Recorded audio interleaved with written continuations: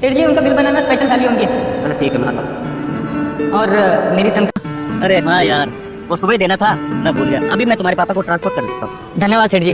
कितनी बनी है इस बार तनख्वाह मेरी? हाँ, तनख्वाह तुम्हारी 8,000 रुपये है, लेकिन 2,000 रुपये तुमने एडवांस दिए थे, तो बाकी बचे 6,000 है।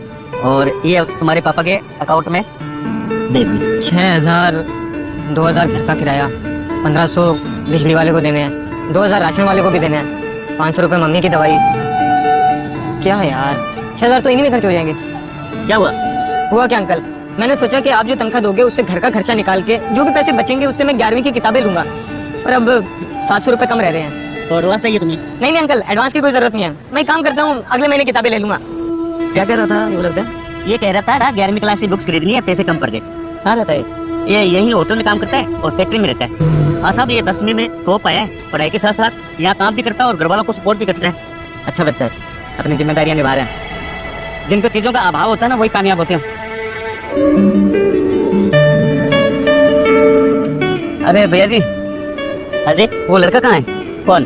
वो जो आप बता रहे थे ना जिसको 11वीं क्लास की बुक्स की जरूरत थी। ओ अच्छा, गोरू। हाँ। वो यही आश्रम के सामने 2 घंटे सेवा देने जाता है। आप बैठो, चाय पियो, 1-1.5 घंटे में आ जाएगा। अरे नहीं थैंक यू भाई साहब, मैं वही आश्रम के सामने मिल लेता हूँ उस बच्चे को। अरे छोटो, उनका बिल बना दिया क्या? अरे अंकल जी, आप तो कल ढाबे पे आए थे ना? हाँ। ये क्या है? ये आपके लिए। कल आपके सेठ जी ने बताया कि आप पढ़ाई में बहुत होशियार हैं।